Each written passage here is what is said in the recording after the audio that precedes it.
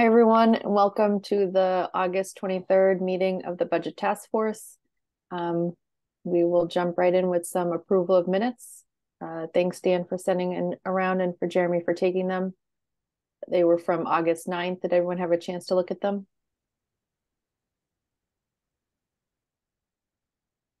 And any comments, discussion, edits?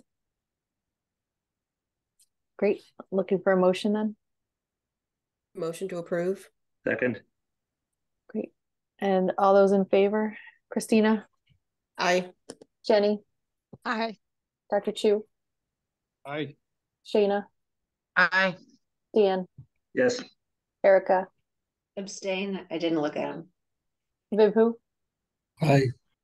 Great. And I'm an aye. Thank you. Okay. So I feel like I can't decide if there's a lot on this agenda or if it will go quickly or not, but I guess we'll just see where it takes us. But I think the most timely thing to really dive into is having some discussions about how to prepare for the strategic retreat, which is coming up rather quickly. So Tom had done a first draft of a document, and I used that to sort of create some slides that I thought might help frame our conversation and see where this discussion leads us for how we want to talk about these things at the retreat. So do I have share capability? Okay, I do. Great. So I think, here, let me just pull that up. One panelist can share at time, yeah. Share screen.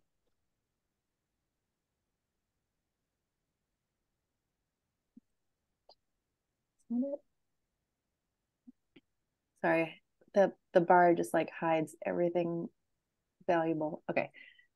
Okay, so here's sort of the outline of the things. Oh, and if I'm slideshow, I can't actually edit. I want to be able to type. Does this work for you guys? Can you see at a good enough font size? Thumbs up. Yeah, good. Okay. I just want to be able to edit and I can't if I'm in slideshow. So this was kind of the outline we had sort of talked about with broad strokes in an earlier meeting, right? That we're maybe thinking of some like high level opening remarks and the three areas that we're trying to talk about. I'm actually going to move these around.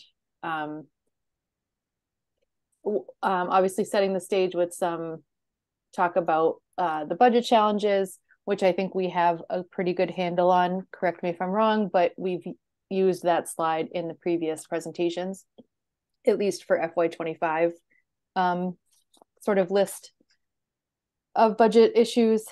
The one thing I wanted to talk about here was in the public forum slides and in the updates to the tri-boards, we have been talking about $8 to $10 million.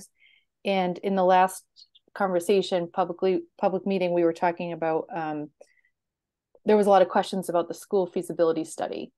And so I just wanted to open that up to the group and sort of hash out if we think that still makes sense on that list, and if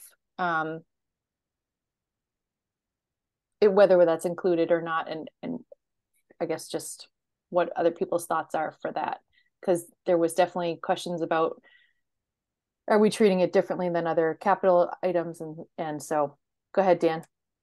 Yeah, so I think it should be taken off that list for now. It's a completely separate vote from the operating budget. It kind of gets commingled, and I think it's when those projects do come through, they'll have their own separate votes, and they'll be within the capital spectrum. So I don't think we want to commingle that with the rest of the operating budget issues we're having right now. So I think it's just inflating the budget gap we have unnecessarily. Dr. Chu?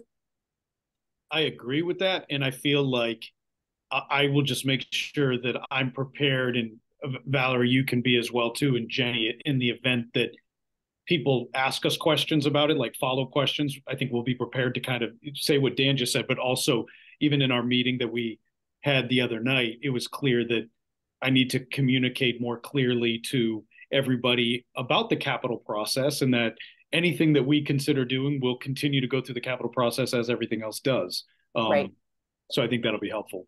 And I actually had this moment of like hindsight, like, wait, how is this even on the list? But I think when we think back like a couple months ago, we were just trying to think of everything that would be coming up that we know of in the next couple months or fiscal years.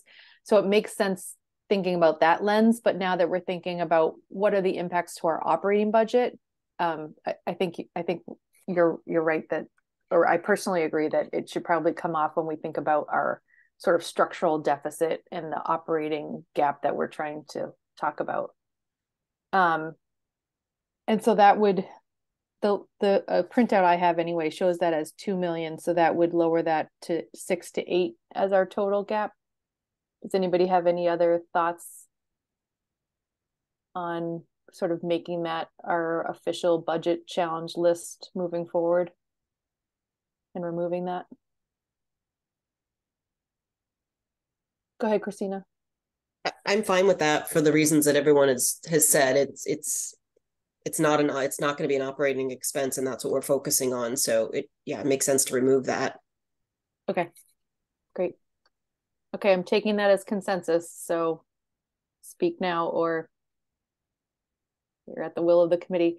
I think, we just, I guess, to say out loud so that's not just my own memory, but the next time we are in, so the public forum talking about this which I guess would be the retreat, the 8 to 10 million number was catchy, right? So if people are like, wait a minute, what happened? Why are we now talking about 6 to 8? So let's just remember, I know that sometimes we get like this lens of like, we're in it and we're so engrossed in it that we remember how things evolve, but the public will need that little reminder or explainer of how that number has changed. So, okay, great.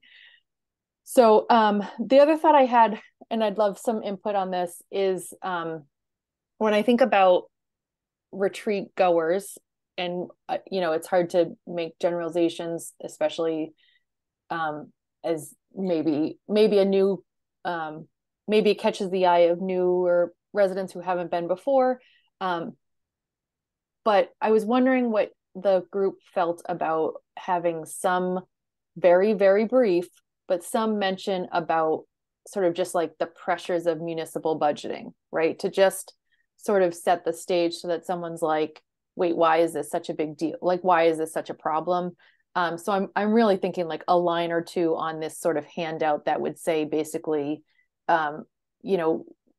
municipal expenses can a lot of times be out of our control with, I'm thinking like trash and recycling and things that are sort of outsourced, and then just brief explanation about that our revenues are limited by Prop 2.5. And so therefore, unlike a sort of private entity, we're left with these trade-off decisions and scenarios. But I don't know what the audience would be. And so I don't know if that's helpful or if that's too redundant for who would be there. I saw Erica first, and then maybe Christina. Go ahead.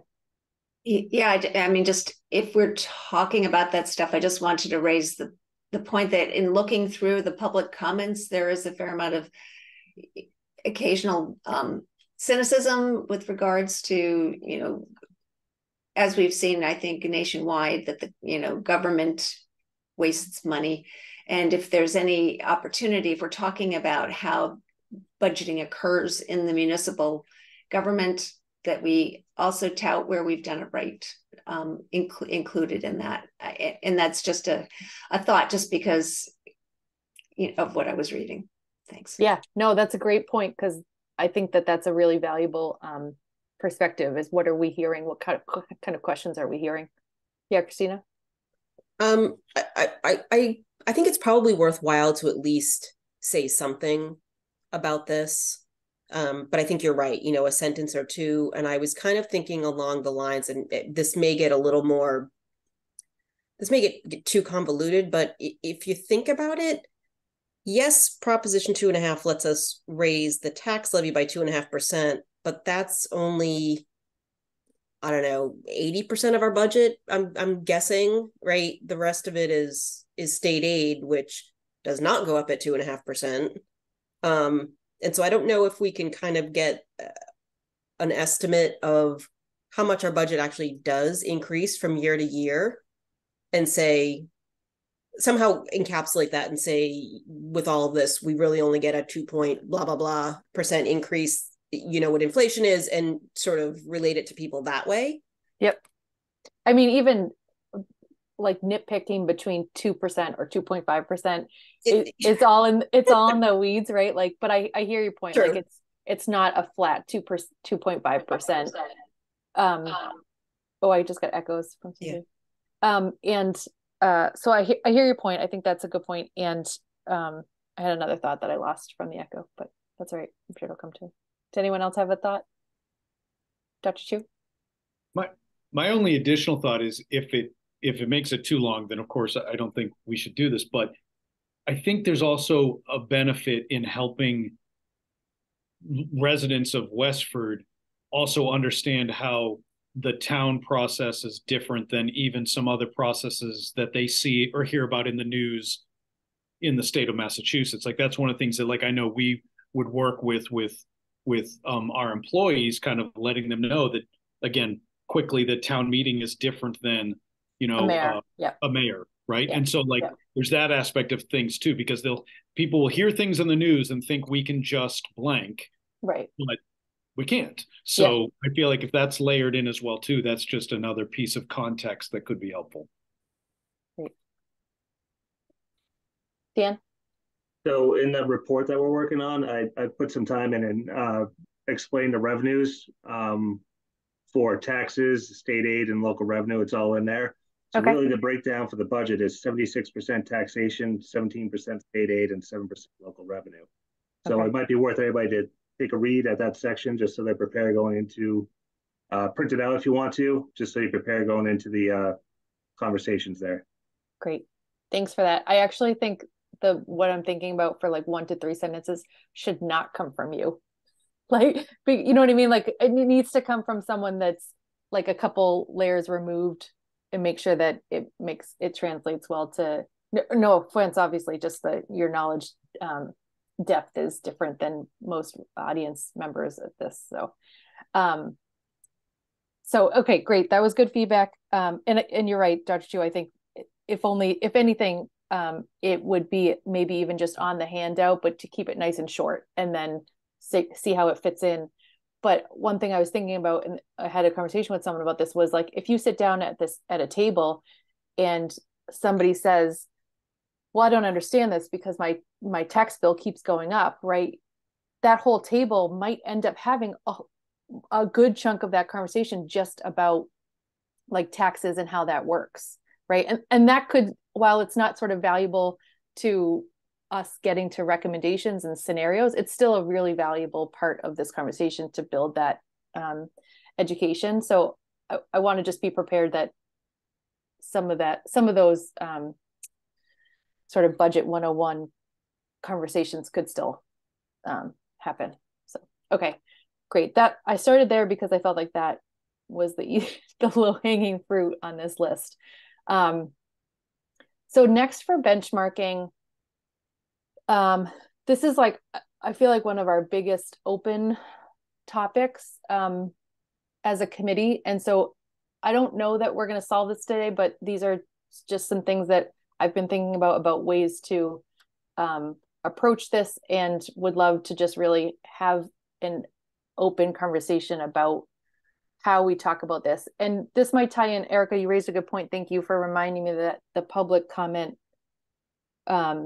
is also on today's agenda. And I'm really interested in how that plays into how we prepare for the retreat.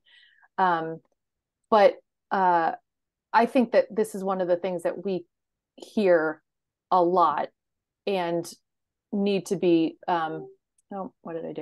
need to be ready to go into the retreat with sort of laying out the facts, having a shared reality, and like a solid sort of foundation base for how we're talking about this. And benchmarking and like allocation can be two things, right? Like one is what's the town spending on just schools, and then it can also be what's the town spending on all these different departments, right? But for the sake of this exercise, I was just thinking about that sort of perennial question we hear of like, how much does the schools get, right? So one thing I was thinking about was how in the past there's been this version talked about during budget cycles about what percentage goes to from new growth. So, and again, this was more for thinking about if you haven't been following some of the budget conversations, this is one way that people like to talk about it. And I just am throwing all these ideas out there so that we can kind of land on one as a committee. But so this is the first one that I've heard over the years. And again, this graphic, it's old because this is kind of at least my understanding of where this practice started. But basically you're showing like the revenue coming in at the top, and then sort of the next bucket down is sort of our non-negotiable expenses, right? And then this new growth idea of what's the discretionary discretionary funds that are new on top of the year that can be split sort of between town and schools. And again, I know that's a loaded sort of way to say it, but so that has been used in the past. And I think that where maybe my personal opinion is that it's not a great, it's not a holistic view of what's happening, right? It's pretty small comparative to the whole budget. It varies wildly year to year. We don't have a whole lot of control over it. It's pretty hard to predict, or I mean, Dan's master predictor, but it's not, it's not sort of a 2.5%. It can change. Does anyone have any reactions to this? Have you heard people talk about this? Do you think this is the way to go for talking about the allocations, or that this sort of needs to be one piece of the puzzle or none at all? Just sort of looking for discussion here. Yes, Dr. Chu. I do find that this is, while it can be an interesting data point, I don't think that it tells the complete story. So I feel like if it is used, it has to be used with the other percentages as well too, to really show that full picture. Because to me, it would be similar if we just took, like if we look on this one slide here, it would be the same as if I just took the $1.47 million and only talked at school department meeting about what we're doing with that money, right? Like, but we look at the full budget, and I think your note there is pretty accurate that it's a very small part of the school budget in general, and it's not the way we're seeing other towns communicate information. So I feel like we should be communicating in a way that it's, again, my thing is apples to apples. We need to be figuring out how we're comparing apples to apples. I don't have a problem talking about this piece of information because I think it is important, but it's just not the full picture. And so it can be misleading. Thanks. Christina?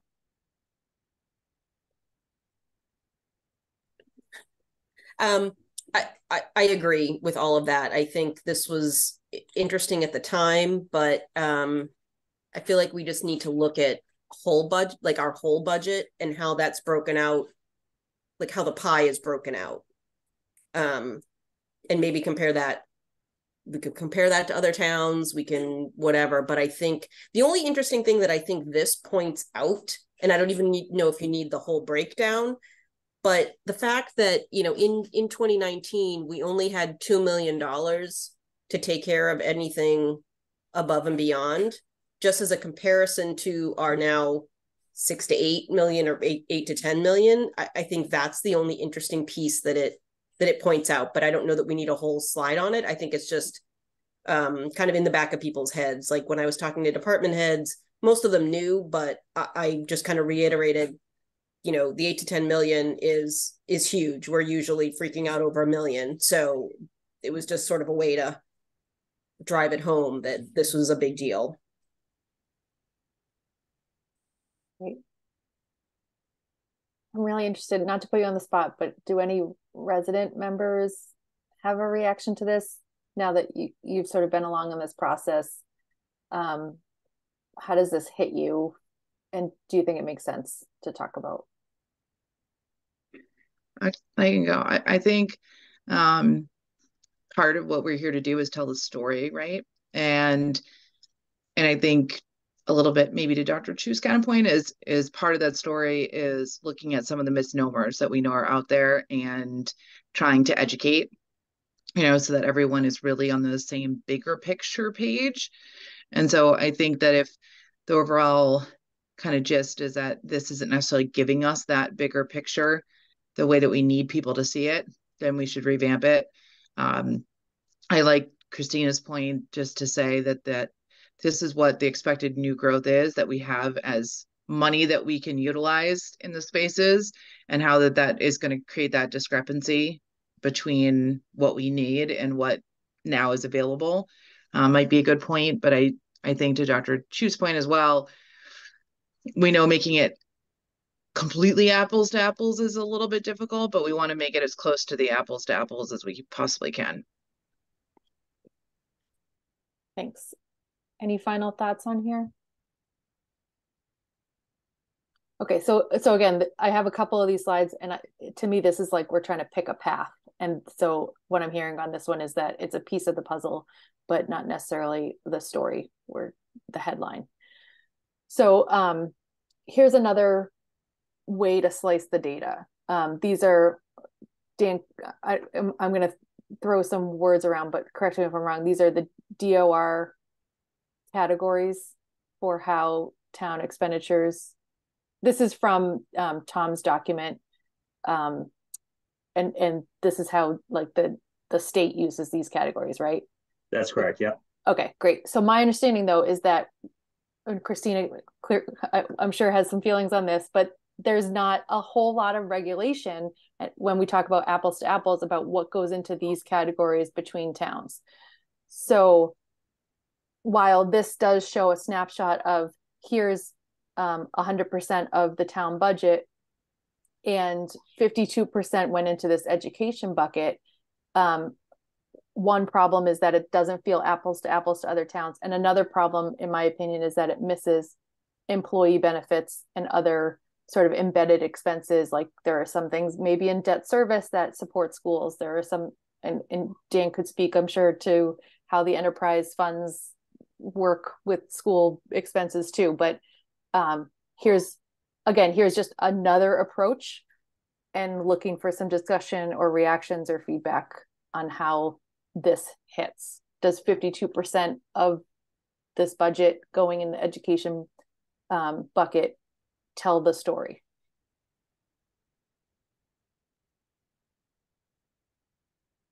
Anyone?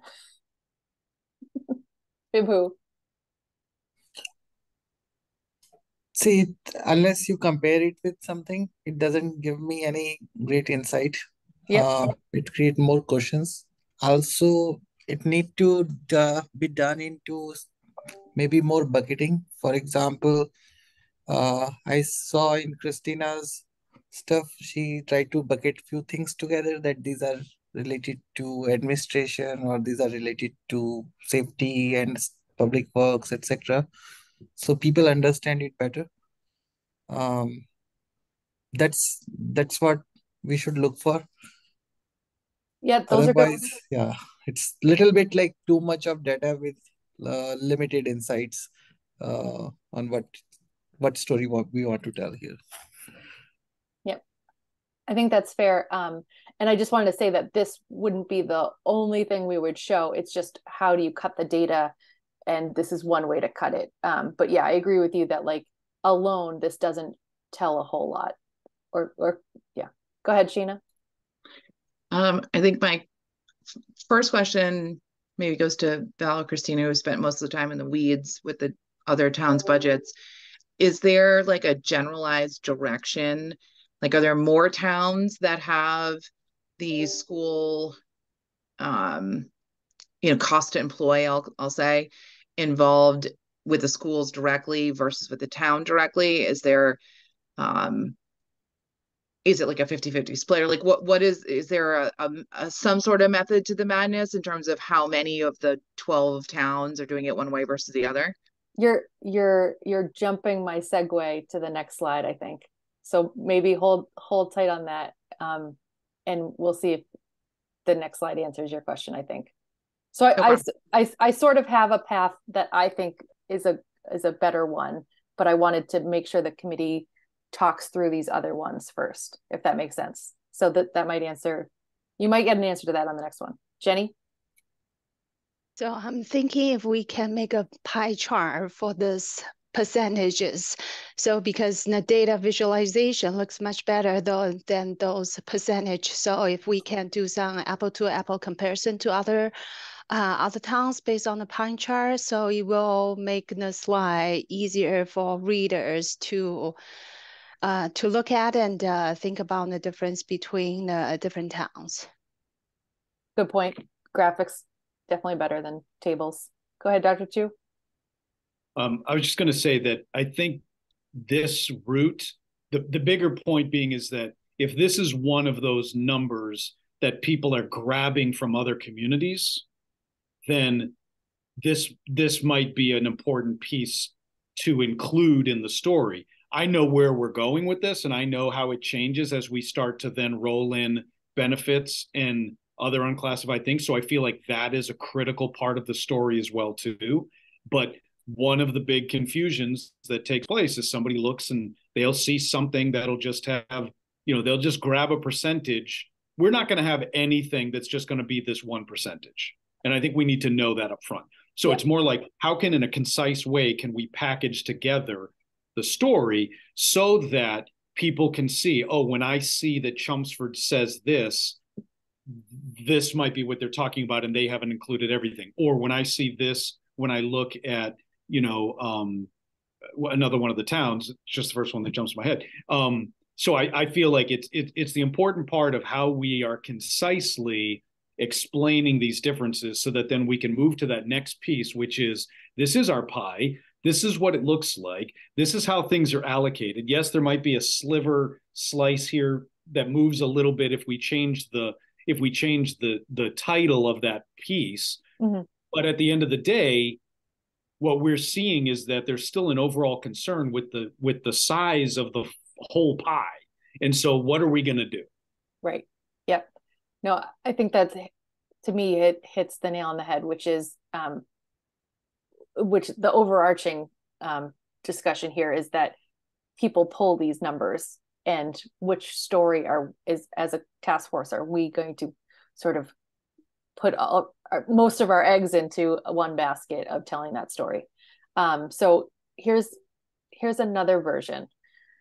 So this was Christina's idea, and I hope that's okay. She pointed out that DESE's number for general fund, when we look at per pupil, right, they actually take benefits into their numbers. So if we looked at the state DESE's spending on school by a school district, that does include benefits, and then that other bucket that you saw in the previous slide of the 52% education number. And then so and DESE, I think, with all their sort of processes, does lend itself more to an apples to apples comparison, because that same sort of regulations doesn't exist for the other town departments.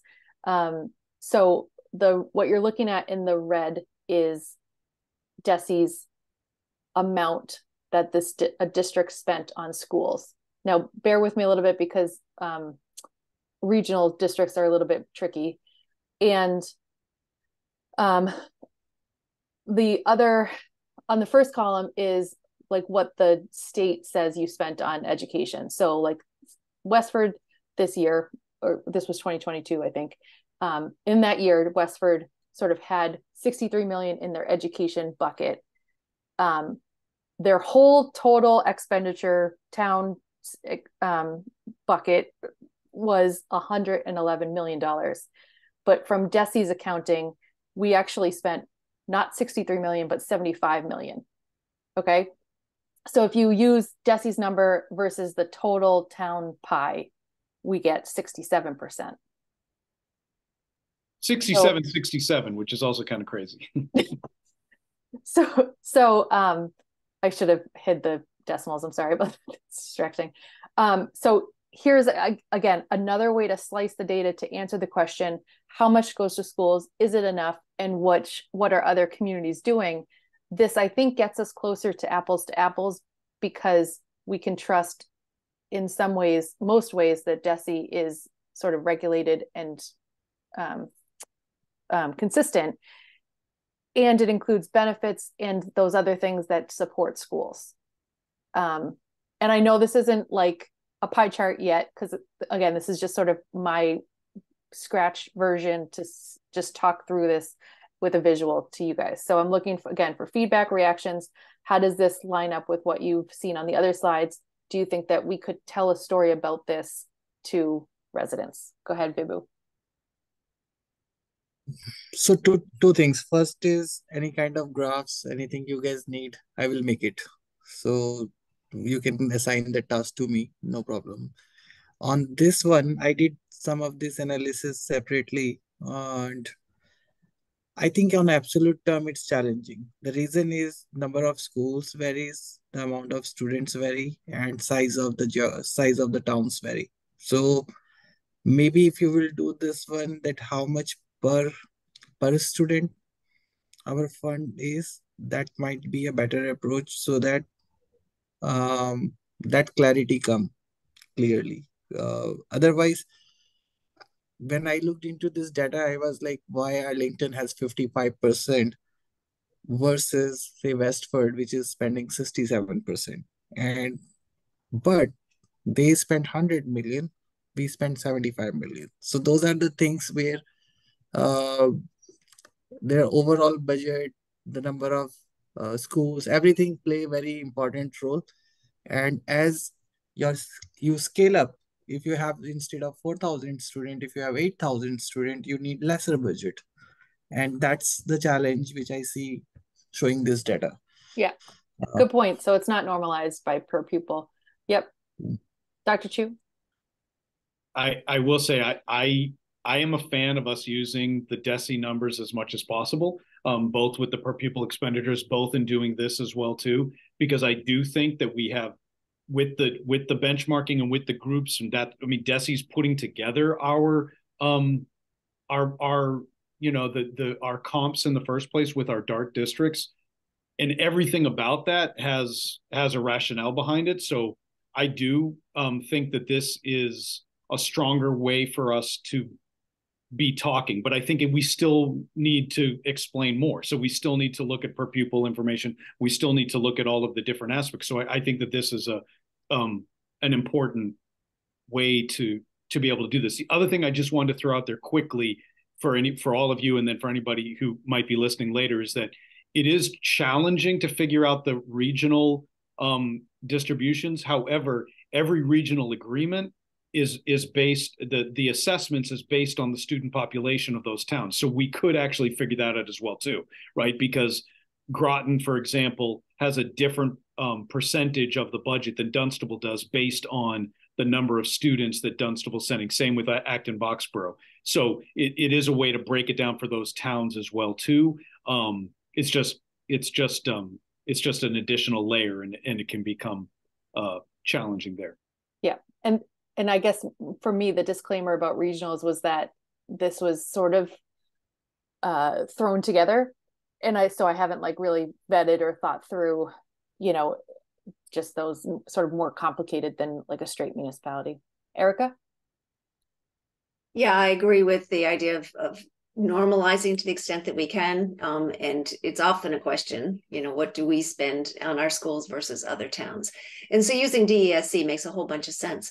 I do note that there are only 4 that have higher percentages than we do, and one of them is just barely, but 2 of those 4, so half of them, are regional districts. And regional districts often are touted as, you know, you regionalize in order to save money, yet they're spending way more than most others in order to get to these percentages. So I think that's weird. So I don't know if there's something about the way they calculated this. If we're going to use these to tell a story, there might be, are they only looking at Acton and Groton as opposed to Acton plus? I don't know how that. Yeah, right. So I think that is the case, Erica. I don't think they're looking at the combined of both of those towns together. That's why I was saying like we might have to look at that a little bit more specifically because percentage is also our moving target. It changes every year because they could have a different number of students going, similar to the way our assessment works with even Neshoba. Yes, I will own that any of this data would need to be like totally scrubbed and thought through before shared at a retreat. I could, sorry to leave slideshow, but I couldn't pull up another screen while I was presenting and slideshow. But so anyway, yes, there are some nuances to the data that would need to get worked out. Shayna? I was thinking, if this is the best way to get to, or as close to apples, as long as we have a good reasoning why we used it, I think that that's fair. And I think it, sometimes I think the questions the question about this does often come from the education community.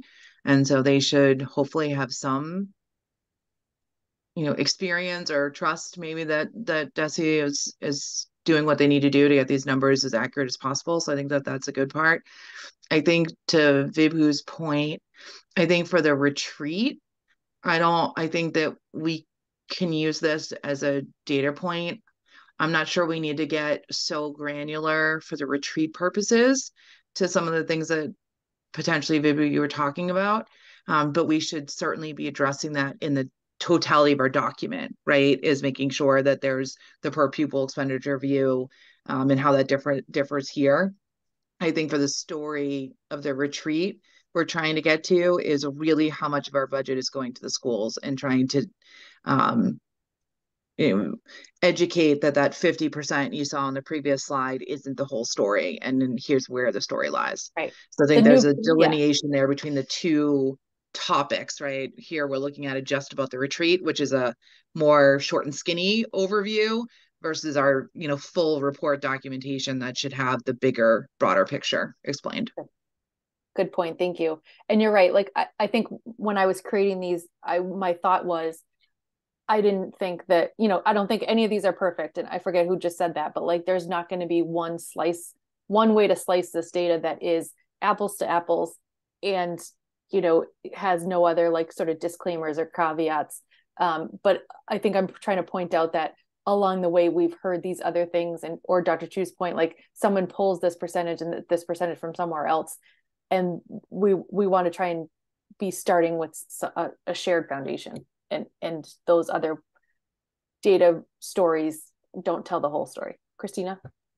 So I'll just agree with everyone else. I think the DESE numbers are the way to go for what I agree. Number two, I'll just throw this out there. I've been kind of going back and forth on how to deal with the regional districts.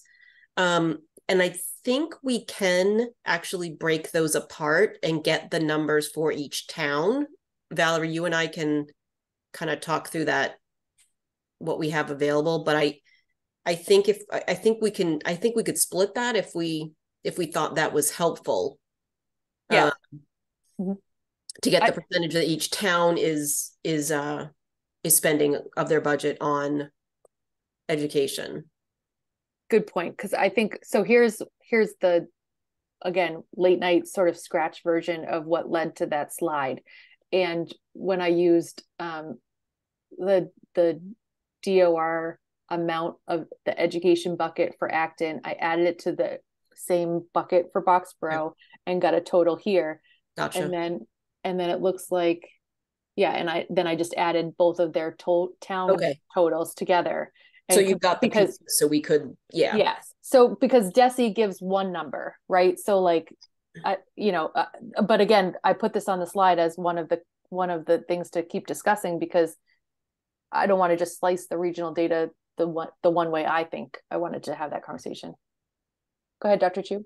I was just going to say the good thing is that we have 2 regional districts in this group, and it would be possible for us to figure out how does it impact them, because the other thing with DESE is that there are regional districts where there will be a couple of different sets of number because they might only be regionalized at one level. Right. They Concord, might not be Carlisle. regionalized Yeah. at all levels. Yeah. Acton, Boxborough, and Groton Dunstable are regionalized throughout. Right. So I feel like that kind of helps us, but that's another piece to, we can just look at that and we would be able to break it down and figure out what it is that they need.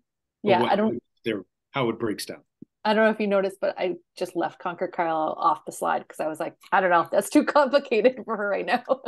Jenny? One thing I would like to point out, because I see here we do have a couple years data, but for the slide, we only have fiscal year 22's data set. So it might be, more reasonable to look into like a 5 years average percentage instead of just looking at 1 year, so we can see the trend. Yeah, you're all reading my mind. I just only had limited time and wanted to make sure that we all sort of had a consensus on how to look at this data before doing that. But yes, I think that because these are all, and it should, knock on all the wood, should be relatively straightforward because these numbers are right from that DLS data bank gateway. They call it so many things. Dan, if I'm using the wrong word, let me know. But that's pretty easy to navigate, and that's how I got these numbers. And then the DESE data was pretty easy to navigate too. So I think we could do 5, 8, maybe 10 years or something to try and see, and that could be helpful. And I guess the more I think about is this normalized or not? I think there's definitely a point where the per pupil spending is an important part of the story. But I guess the sort of flip side of that is thinking about each town. Well, I was going to say each town is still spending on police and libraries, and maybe some of that varies. Like Christine, you could probably add to that, but a percentage like this, 55% for Arlington, still tells us this is the number, that this is the amount that they're putting in their school bucket. So I'm kind of 2 minds. Like I agree that this isn't the whole story either and perfect, but I do think it could be powerful even without trying to normalize it. Go ahead, Christina. The only thing I was going to add to that is we may want to add the information of what is our census data as far as like what percentage of the town is school aged, and that might help to normalize it. I wouldn't use it in a math equation, but maybe next to your percent column, just to try to put a normalizing spin on it or lens or something so you can see. I mean, that may or may not help. It may actually. Well, I saw, I can't remember who that was in, like maybe the original big poll of data. And I don't know how to trust it. Like, and maybe Dan knows, or who to like call and ask, but is that just residents between the ages of 5 and 18? Because then that would miss school choice kids. And maybe that's not enough to be a big lever in Westford. Good point. I assumed it was just age based. Right. So, yeah. One of the things that I had tried to do once was to literally, because you can get all of the enrollment in the public school, you can get that information, and you can get the town population, right? And so that was a piece that we could always, that would be something that in theory we would be able to trust both of those pieces of information, because you're right, there is a variability as to people who are whether there's choice coming in and whether there are people choicing out, whether there's people who are attending different schools, homeschool, different aspects of things like that. To me, again, I feel like having these additional pieces of data is what's going to help us it's going to help us articulate to people the thoughtful process that we're looking at all of this, so that when one group argues that there's not enough money being spent on schools and one group argues there's too much money being spent on schools, or any other department for that matter, this is where we're able to say, wait a second, we are looking at all of that, and we're looking to see, have we been spent? We're not saying it's enough, because we've already created a list of $6 to $8 million of needs that we've identified. Now we're just trying to figure out, as we're breaking down the slice of the pie, has that been sufficient or has it not been? And that's another piece of this task. And so I feel like that's the important thing for people to see. When we connect this to the per pupil expenditures, when we connect this to the population, then people can see the triangulation of the data, because any one piece of it by itself, again, just leaves us having an argument with somebody about it. Yep, great points. Christina? Oh, sorry. Vibhu? I have a question for Dr. Chu. Like, if we look into the schools, what's the total capacity versus the present enrollment? Like, if you don't want to spend any more, how much more enrollment school can manage? The reason I'm asking this is we can articulate data very well. We say that our schools today have 99% or 95% on capacity, and this is the percentage of population which is which is school going, and this is the per capita or per pupil's expenditure which we had, and this is still lower than a lot of the towns, or this is in a median range, and that gave a very good idea that till what level we can manage in this. I'm just thinking there can be a very solid story on what you just mentioned. The reason I asked about the school capacity is so that if we are looking into future and we say this is the way the population increase look like, etc., then we can also mention that this increases might not be sufficient for future, or this increases might be sufficient for future. So is there a need of a school or whatever? Well, I guess on one piece, like we've done an enrollment analysis with projections for the next 10 years, right? That's been based on previous information too. So that kind of helps us with one aspect of what you're saying. Like, do we anticipate a large influx or changes there? And we don't. We anticipate that it's leveling out. We saw a decrease, which is why we've been including that in our last 3 budget cycles. We've been looking at there's been reductions that we've made based on enrollment, right? Based on, we knew that we would be able to do that. In terms of like the overall capacity, we're not in it's a little strange, right? Because like some of our buildings are busting at the seams and some of them are not. So that's an argument for us to be examining redistricting and things, but that's not necessarily impacting this budget conversation. Okay. Yeah. Dana? I will also, Valerie, I will also try to, I have all this data. I will try to bring some graphs and share with all of you to see that how it just look like. I can get some sense of story here. On screen. If you don't mind, could you give me a couple more days? I'd like to see if I can go back a couple more years to add to it, and I want to see how to refine the regional districts. So, but I appreciate the offer. I think because a lot of numbers is not the best way to tell this story in a table. Shayna? I thought Christina had a good suggestion there with the population, because I think it would be interesting to see for some of those that are less than us, are they spending less in their schools because their number of school age residents are less? Are the towns that are spending more, are they spending more because their school age population is higher than ours? So I think Christina's suggestion is a decent benchmark or a decent add to the story. And it may tell us a bad story. It may say that the people that are spending more are actually less than us. But I think, we need to obviously be prepared for this, the good and the bad outcome of looking at it. But I feel like that's another good element potentially to the story. So I wanted to just second that. Great. Can I insert, I'll let you go, Christina, next, but Dan, could you take maybe a quick action item to see what you can learn from the DLS reporting system, or if there's a helpline, I don't know, to see what's behind that number? Maybe if that would be a good start to see if we can trust that. Go ahead, Christina. I was just going to add, I actually like Dr. Chu's way of getting the percent of school population of using the enrollment Okay.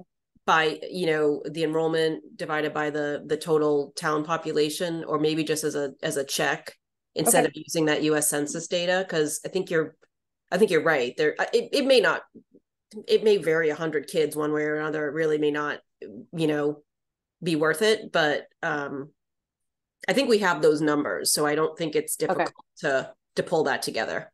Yeah, and sorry, I just realized I misspoke, Dan. I thought that number was from the state website, but you're saying it's from the census?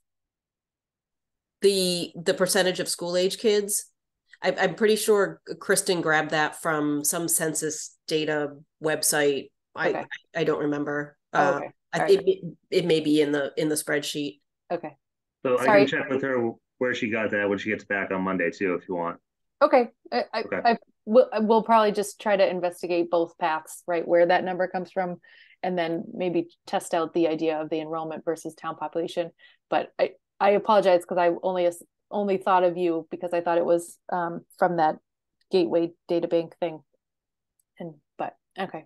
If we're going to be using it in discussions at all with per pupil expenditures, it's important that we use the enrollment data specifically, because that's what DESE is using. So, for example, if we have a higher school age population, but they're not all attending the schools, then that doesn't impact us. So I feel like those are, again, those cross references. And again, all of the enrollment piece is a DESE number that is contributing to the DART comparisons as well too. So it's helpful. Okay.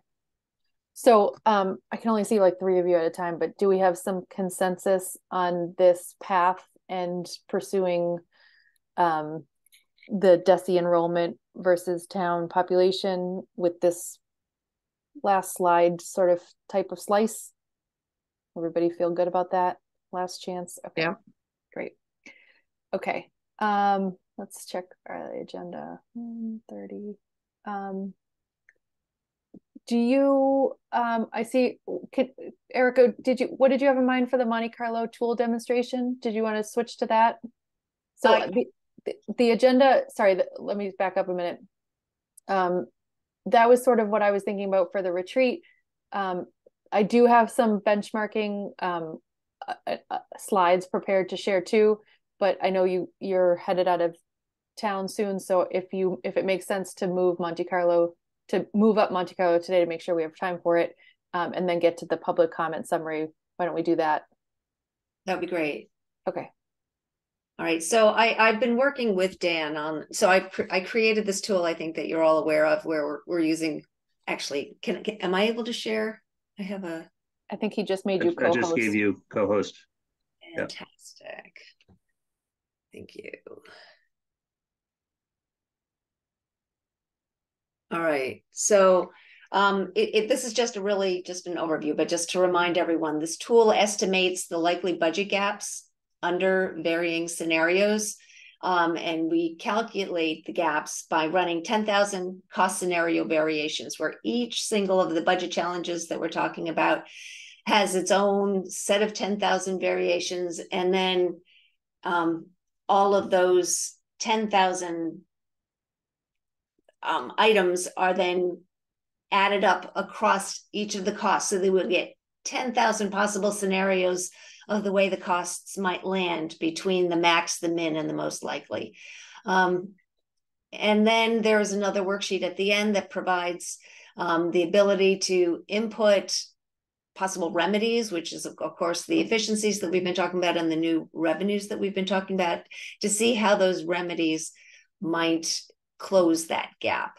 As far as assumptions are concerned, we're assuming that there will be new growth in town, and that we will derive some benefit revenue-wise from that, and that also that there is an annual increase in of the 2.5% that we've talked about, based on the tax base, obviously not the whole operating budget. So so this is really just to remind everyone where we are, but I've been working with Dan with the inputs that would go into that, and Dan has the latest and greatest because he was working on it a bit. So I think, Dan, I'm gonna stop sharing if you can share yours. then we can just give a quick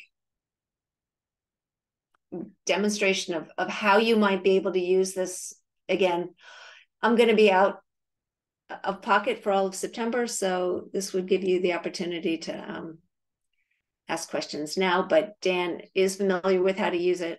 And there's, we have IT who's also very familiar with Excel, so if tweaks need to happen.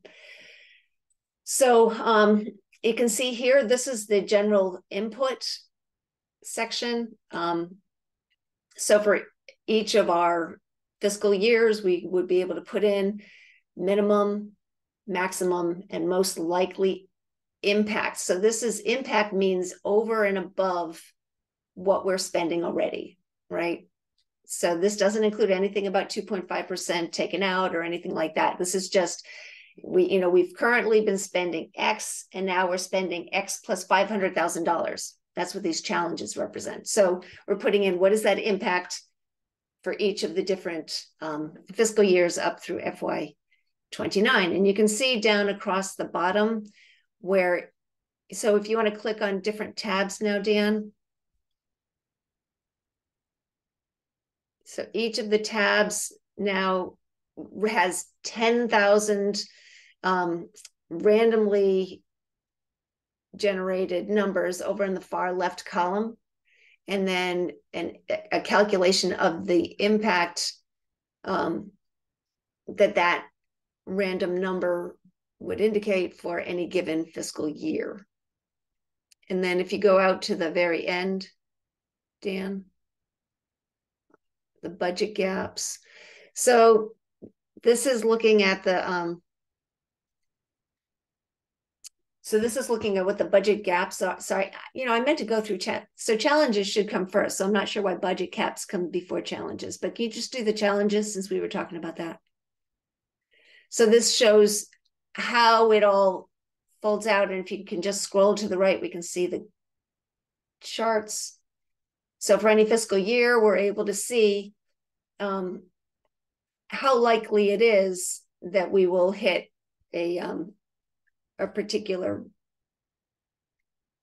this is hard to present, how in any fiscal year, what is our likely budget challenge total? So these are the totals for any fiscal year. And if you go back over to the left and up, in any given fiscal year, you can see what the average impact is, what the maximum impact is, what the minimum impact is for any fiscal year. And then if you go over to the budget gaps now, you can see what the most likely is. I think this was maybe more complicated than it needed to be in terms of presentation, and I'm sorry for not rehearsing it. But this is really the chart that I think this budget task force will be using most. This is how we can play with being able to remedy the gaps that we see. So here we're looking at recurring, what is the starting basis that we would apply the 2.5% each year to, so that we can say, okay, we're going to be able to get that additional revenue. What is our likely increase in our likely state aid each year, and what is our assumption for getting local revenue. And then, so Dan, I think you've played with the orientation of this a little bit. I'm just. Yep, I did. So what we have up top is the three sources of general fund revenue: the tax base, the state aid, and the local revenue. So we have that there. So what we have outstanding so far this year is just the new growth is not certified, so it's a bit of a range there of what could happen. And then down below, we're trying to see what the budget challenges are. So we're comparing the budget challenges against the likelihood of revenue. So I used a 50% budget challenge impact across the board here, just to give us kind of a range for the gap. And as you can see in FY24, because of the health insurance, we're looking at between $623 thousand and $1.3 million budget gap that we need to supplement at special town meeting. So carrying forward with all those budget challenges here, so we're using 5.7 for FY25. We're looking at quite the gap here of 2.4 to 4 million for FY25. Again, that's based on the middle of the line expenditures. So again, carrying that forward, that would expand from about 2.2 to 5.6, but that's including some additional local revenues that could be included up here as potential sources of new revenue. So like the cannabis tax, the ambulance changes their policy, solar canopies, all these things are built into that. So as we play with this, if say we don't decide to do any of those things, like that, the gap just grows moving forward. So this is actually a nice little tool we can use to kind of estimate the that deficit moving forward for the retreat. All right, thank you. I see some hands, and I just wanted to ask one quick question first. Stan, can you just scroll up a little bit? I'm just having, for some reason, what's not clicking. One of the things that's not clicking for me is the min impact, most likely impact, max impact, and where those numbers come from. So as an example, for FY25, your most confident projection for state aid is 274,000. But what is it? Is there a calculation to get the ones on either end of it, or are those, like, where do those numbers come from? Yeah, it's sort of a range here. So we've had some abysmal years of state aid where we've barely gotten 100,000. So this is a 0.5% increase. I see. Part Okay. of the net state aid we get is that they charge us for assessments for expenses. So if those grow more than the revenue we get, we could absolutely see a year like that.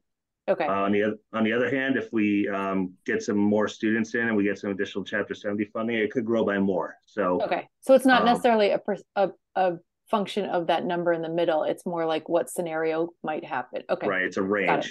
Thank you. All right. Let me get to the questions. Vibhu? Yeah, no, Dan and Erika, this is very good. Only thing I will say that, say one side you have the budget impact, another side you have, say, potential revenue. I see it as more of a 3x3 matrix because, say, your state aid might remain 105 while you have a maximum impact. So instead of so we might have, say, 9 scenarios instead of 3. To I was really thinking look that too. into, Yeah. And that's how we can come up with, this is the minimum impact and this is the maximum worst case scenario and the best case scenario. And that can be put into a linear curve or something to show the challenges and why some of the actions are must do. This is a very good analysis. As Valerie asked, I still don't know how we are taking certain assumptions for the future. I know Monte Carlo is very complex tool, but if there are certain areas where big change is going to happen in the next couple of years, you might need to do those tweaking in the tool. That I will suggest. Yeah. Okay.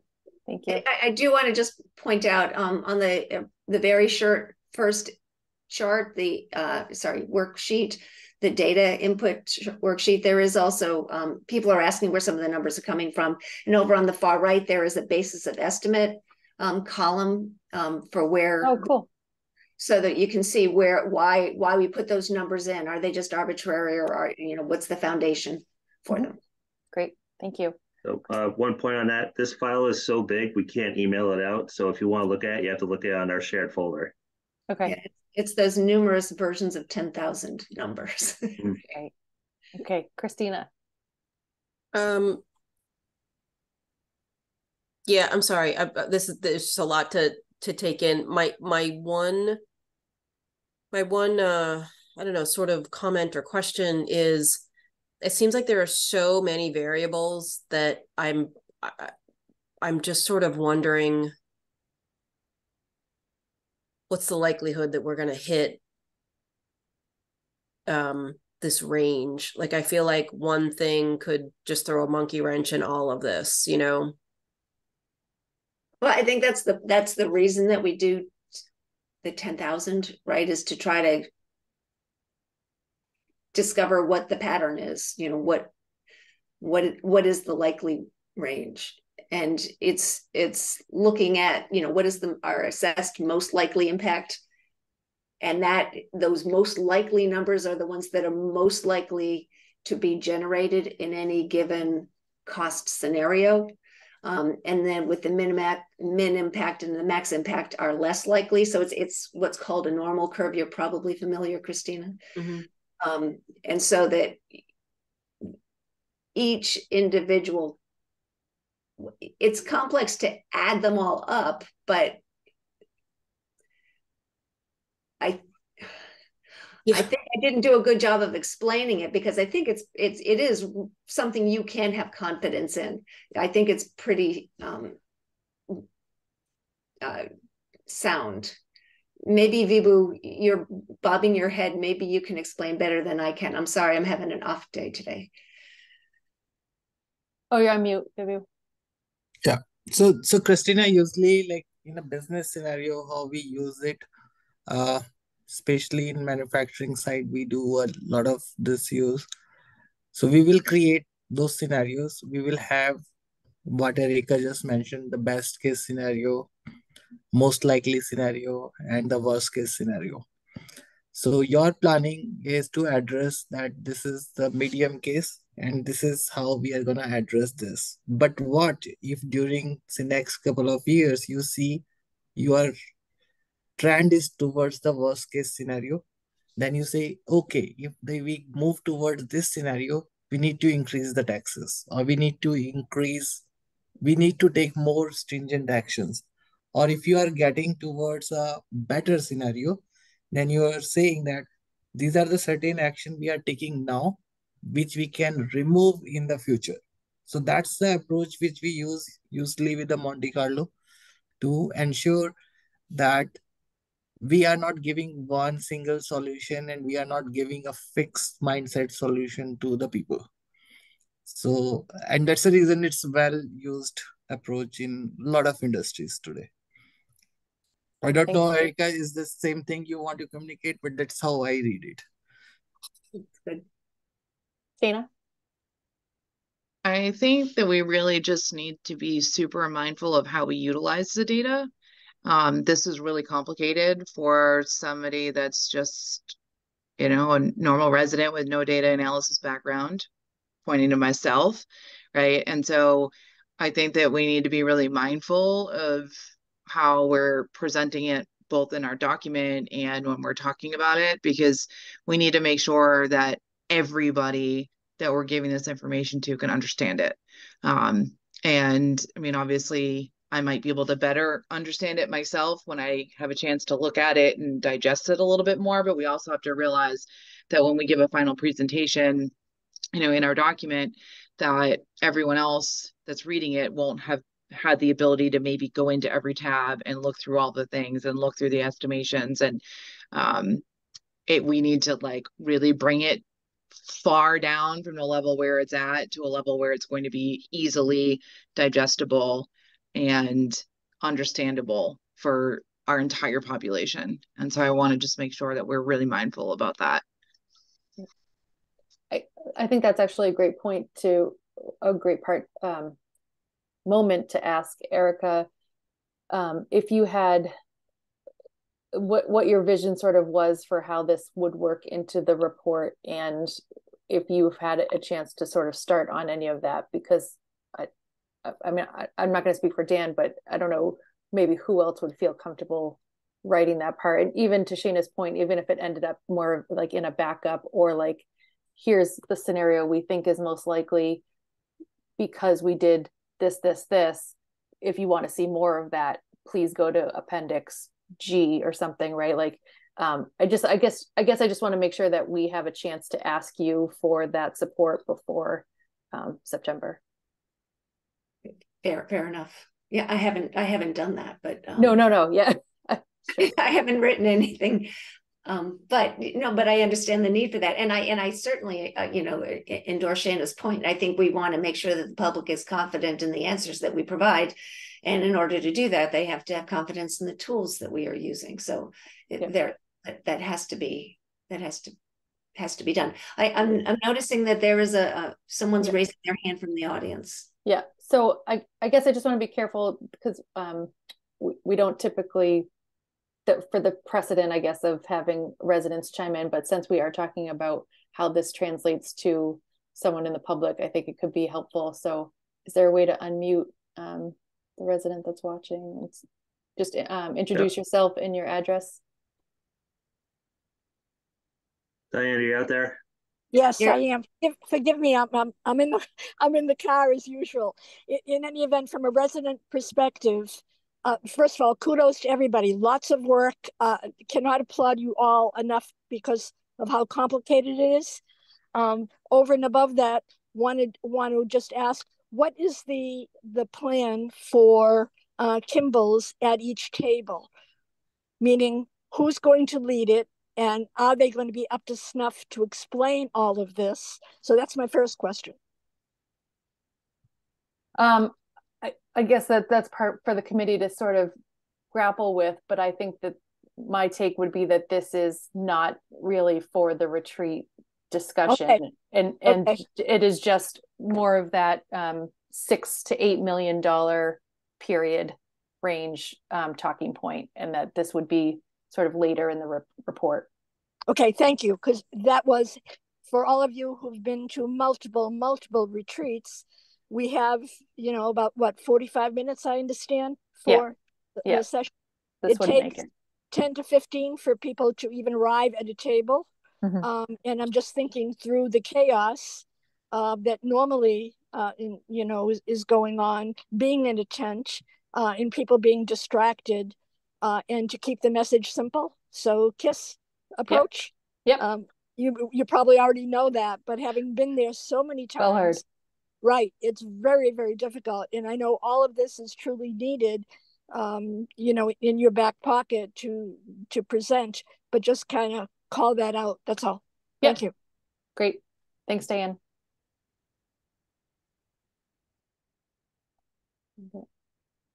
Okay, great. Okay. Any other questions? I want to make sure we have a chance to talk about public input. We good? Oh, go ahead, Christina. Sorry, just one thing. Valerie, are we going to circle back to, or when are we going to talk about actually what we're going to be asking of the residents at the retreat? Like, I know we have some kind of introduction kind of background, but then what's going to be our discussion at these round tables? You know what I mean? Yeah. So I had an outline for that where impacts was sort of after that benchmarking. So when we were talking about which benchmarking story and allocation are sort of resonates with all of us, that was kind of in my mind was next. It's just that the benchmarking took longer, and I wanted to make ssure that we get to to Erica's point. But I think you're right that we're sort of running out of time on when to hash that out. I don't really have an answer for you based on limited time. I don't know. Let's use these last few minutes to have Erica share what she worked on for public comment, and then can revisit that. Okay, I have two things. The first one is I want to show. Sorry. I guess just to set the stage, in the last meeting, Erica had asked about how to capture and make sure that residents know that what they submitted is being shared and thought about. And so she took the lead on looking through all of the Google form inputs. And so she's going to share her summary. Go ahead. Right. So what I did is so Valerie shared with me the, just trying to make it big enough. All right. Can you all see it? Yep.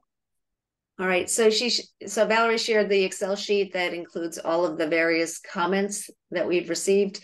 And so I went through and I highlighted and color coded the items that just seemed like they could be categorized. And so you can see what those categories are. Where I saw comments from a citizen that they are unhappy to pay any more, whether it's in, you know, debt exclusion or in taxes or for a particular service, then I put that in red. Yellow is where they said, you know, I would request that you do X, you know, prioritize this or do that, whether it's increased service, decreased service, whatever. So it's kind of a request. Where they had suggestions for revenue, I put that in green. Where there were a lot of ones that just says, you know, please support our schools. We need good schools. It's what brings people to Westford. More is better. Please support our schools. So that's in this pink fuchsia color. Blue were just kind of from general comments of people saying, I'm willing to pay more. I love Westford. I'm willing to pay for being here for the services that we enjoy, etc. And then in this light blue is just where there were some sorts of assertions that are assertions and beliefs of people out there that I'm not, you know, asserting whether they're true or not. And I didn't investigate, but some of the assertions were bold. And so I just highlighted them.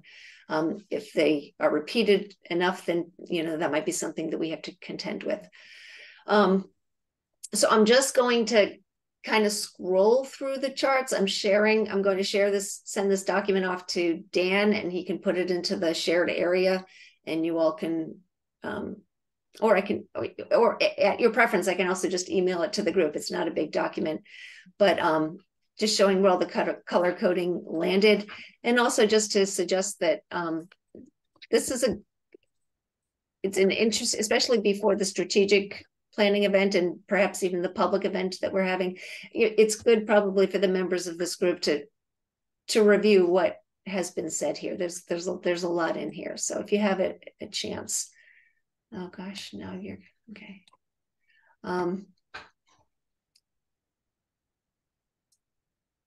It's not letting me click.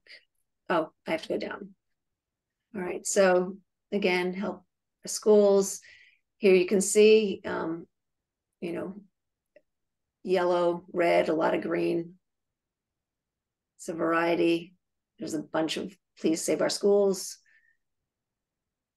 Here's some of those assertions that I mentioned. Here's some of the deep, bold blue saying, yes, I love living in Westford. I'm happy to pay for our services, even if it includes increases.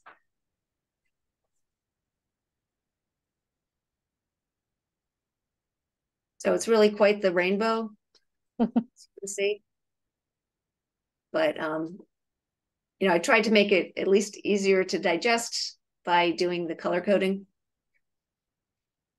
All right, so that's it. I will go ahead and send it out to the group as well as to Dan so that we can have it for future reference. But what I did in addition, because I think the context in which this was raised last week was, you know, we should be looking if any of our citizens are suggesting ways that we might have more revenues, that we should reflect that in our research. And so I'm going to stop sharing this document, and then I'll share. So wherever there was some of those green highlights, I just retyped that into PowerPoint, and you can see the full list. So I might have paraphrased a little bit just to make it fit and also for clarity. Oh, that's the wrong one. Hang on, sorry. The other PowerPoint.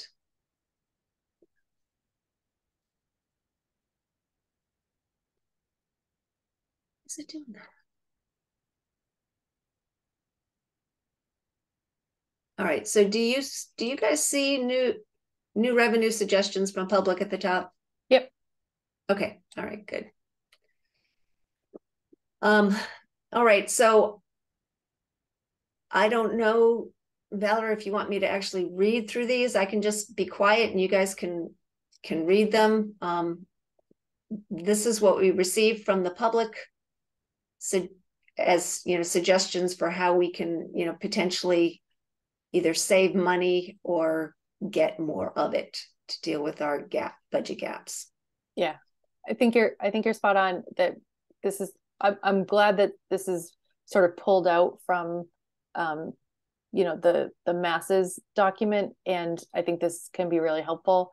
And maybe just sending it out for everybody to digest and look through, and we can maybe add to next week's agenda that if there's things, or not even next week's agenda, I guess, but if maybe the one or two people from the new revenue group could really look with a, I don't know how to say, like just to look through more seriously. Like I'm going to look through for curiosity's sake, but I guess to really see whether there's something there that needs to be added to our research list from that group. Any reflections or reactions? Like I can try to dig into it a little bit more, at least in general. I'm not sure if I can get it for next Wednesday, but I'll take the action item to make sure we're reviewing it. And I wouldn't go down each path, right? It's no, there's more, certainly some things on here that are not, right, you know, feasible decisions. And so but just to make sure that someone is sort of thinking through whether to add them to a bigger list. Vibhu? Like, I just want to appreciate this is cool, like going through each and every line, highlighting it. Very good work. Just share it later. Yeah. Just want to read it. I have few ideas on summarizing which I can think of, but really, really cool. It's a lot of time you need spent on it. Thank you. Great. Okay. Thank you. Thanks, Erica. So we're almost out of time. Are there any other updates that we kind of glossed over, sort of working group updates? I guess I'll start by just sharing that Dr. Chu and I shared the sort of the slides that went to the tri-board meeting with our school leadership group last Wednesday, I think it was. And then we broke out into grade level groups and had discussions. So we're sort of digesting that the update is that happened, and that we're digesting that, and we'll see if there's anything that's sort of to bring forward or share. And I think that's it from our group. Any other updates that people want to share? Okay, so I guess at this point, unless there's another idea, we would meet how many more times? Someone have that handy. So the 30th and the 6th before the retreat on the 7th.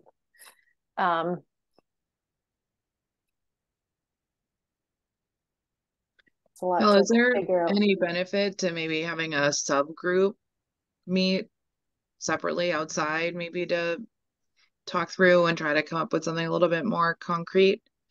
I mean, we could do the whole group too in a separate meeting, but I think that we have other task items we need to really be digging into, like in the next week, like how we're aligning efficiencies and when we're going to start looking into them and other things that besides preparing. So I don't know if there is any appetite either for a second meeting of the whole group or potentially a small subset meeting outside. Yeah, I think to Christina's point earlier, and I think something that we have sort of keep raising but run out of time for, and maybe we just need to plan to start the 30th meeting by diving right in, is really hashing out as a committee how specific are we going to get on the retreat about these scenarios and these impacts and efficiencies, reductions, whatever you want to call that. How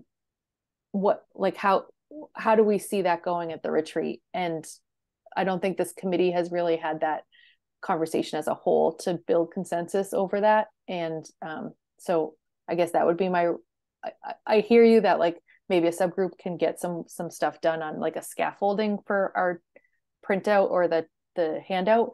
But I do think that the whole committee really needs to wrestle with that big question. And maybe, I guess, the only thing I can think of aside from fitting in another meeting would be to just start the 30th meeting by really diving into that without anything else first on the agenda. Does anyone have any other thoughts on that? I mean, I know at least for me, and I assume for sort of Dr. Chu, I'd be unavailable Monday and Tuesday. So Wednesday would really be the next chance. Christina?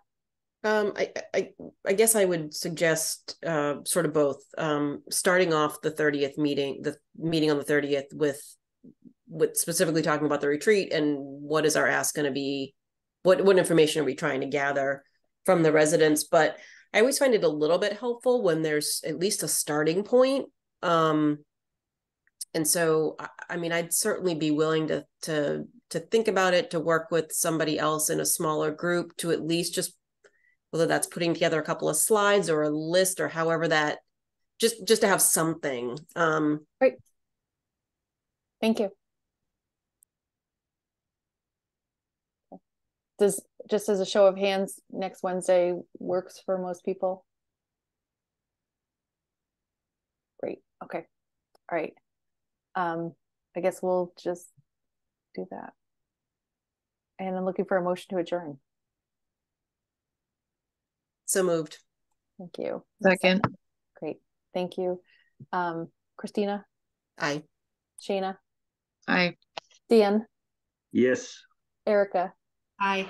Jenny? Aye. Bibu? Aye. And Dr. Chu? Aye. Great. And I'm an aye. Thank you, everybody. Feels like we had some good discussions today. Appreciate it. Have a good September. Thank you. Thank you.